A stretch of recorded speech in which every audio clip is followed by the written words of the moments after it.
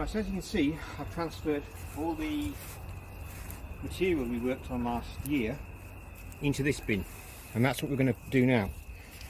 And it's going to be helped by worms, by the rain, by the wind. Eventually it'll break all that material down into soil.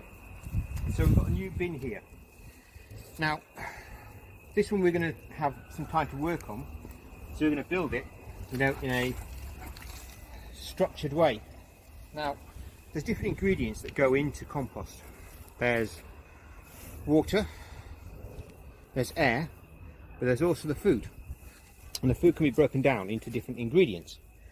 First of all, you've got your green ingredients. Now this is grass cuttings, all plants and weeds, anything that's green and wet and things like that. Then you've got your food, and you can use kitchen scraps.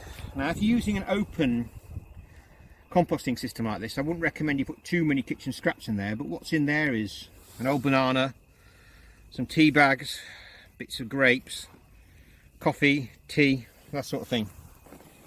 And then finally you've got the browns.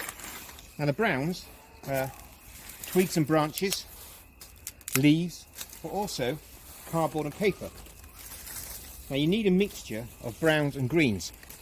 If you have too many greens, your compost heap is going to get sloppy and wet and smelly.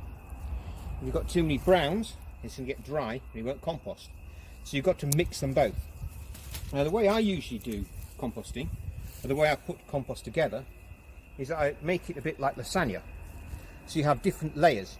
So you start off with a layer, and the first layer I'm going to put down is going to be some cardboard, and that'll create a base. Now I'm using old cardboard boxes that I've got from Amazon, but any cardboard is great. Just make sure it's not the shiny stuff, and you take all the tape and things like that off. Now we're saving up the pizza boxes as well for this. You put the pizza boxes down there, and you make a base for it. And this is constituting as the browns. This is part of your browns. So there you've got a base.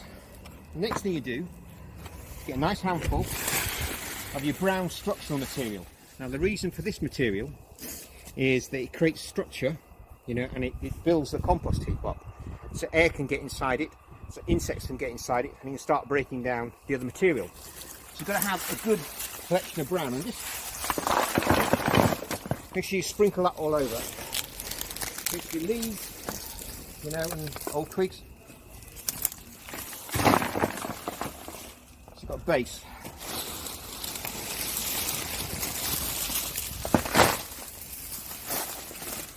As you can see, we've got some twigs in there.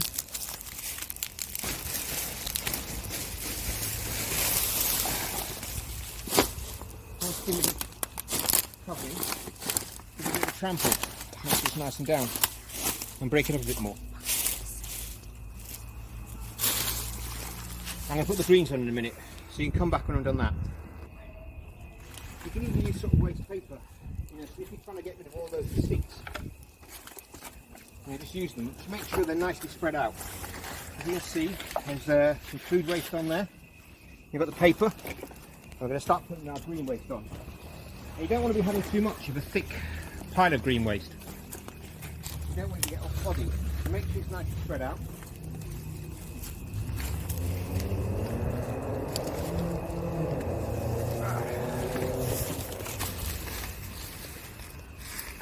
A bit. Now, one of the things that I have used here, it's springtime, the nettles are coming out. The nettles are an excellent accelerator for compost.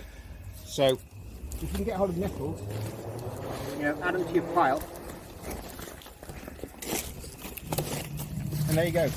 So what we're going to do now is put another layer on top, but that's how you start off a compost heap, and we'll continue it later on. Thanks a lot. Bye.